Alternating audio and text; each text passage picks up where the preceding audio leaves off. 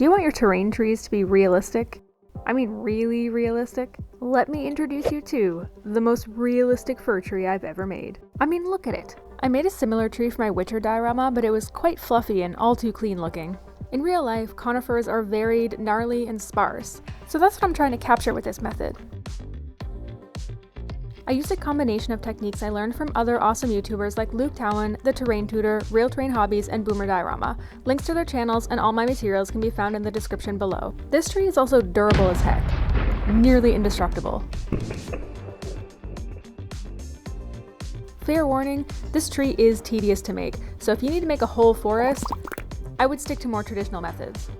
So if you like doing 200% more work with a 5% improvement in results, then this is the tree for you.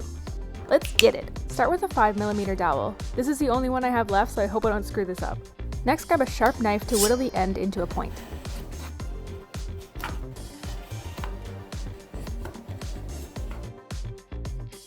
The knurling on my sculpting tool works well to add bark texture, but you can use a wire brush, serrated blade, or anything else that's rough and gougy.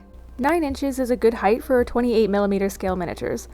Sorry I keep switching measurement systems. Canadians use both. Next, you'll need a pin vise to drill the holes for the branches. Starting a couple inches from the bottom, you're going to drill holes through the trunk at random angles all the way to the top. It's good to have a sacrificial material underneath so you don't put holes in your cutting mat. I switched from foam to wood because the rigidity makes it easier to drill. When you get to the tip, tilt the dowel so the angle lays flat on the wood. This prevents the thin end from snapping as you drill. It should look something like this when you're done.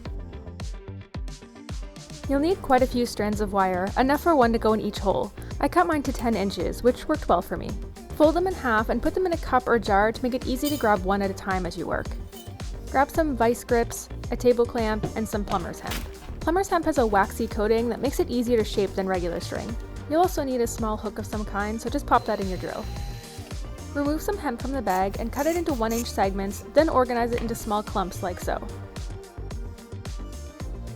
Next, clamp the vice grips to your table or bench. This will hold the wire as you work.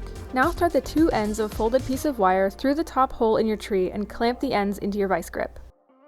Loop the other end through the hook in your drill and then spread a bundle of hemp between the wires to each side of the trunk. Twist the wire with the drill until the hemp is sufficiently entwined.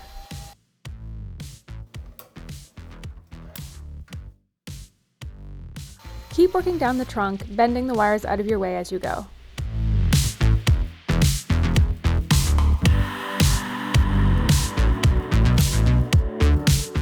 Eventually the bushy top will get annoying to work around. You can weigh it down with a couple clothespins.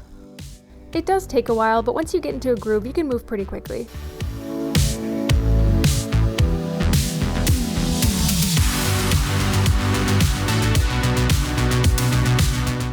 Once you're finished making your atrocious feather duster, you can start shaping and trimming. I decided to go with a grand fir for this tree. You can see how the branches droop down and the boughs form a curve at the bottom. It kind of looks like a freshly groomed Westie snout. Working one by one, bring each branch down, add a dollop of superglue and a spray of fixative. Then shape the wire into a curve and push the hemp down with your fingers. Give the ends of the wire a snip and trim the boughs into the desired shape. If you happen to have a spoolie brush, it can be helpful for tangles.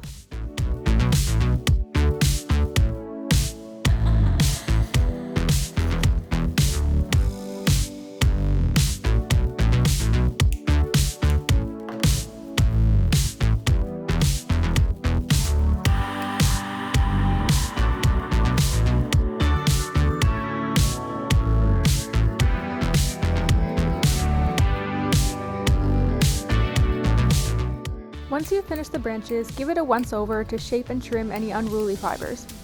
Hey, it actually looks like a tree. I learned about golden fiber paste from Boomer Diorama. It's a super useful terrain product and I highly recommend everyone get some. Next, we prime it in black. I love the silhouette of this tree. This would have benefited from a zenithal highlight, but you live and you learn. I didn't do anything fancy with my paint here. I just hit the trunk with a basic brown and then the branches with a deep green highlighted from the top with a light green. Finally, a dash of yellow-green near the ends to represent some new growth. Then I give it a quick dry brush and a wash just to make the texture pop. Go over it one last time to shape and trim any obvious flaws. And it's done! This method is certainly time consuming, but I think the results are well worth it. Let me know your thoughts down in the comments. And be sure to leave me a thumbs up if you found this video helpful or at least entertaining. As always, thanks for watching, and I'll catch you next time.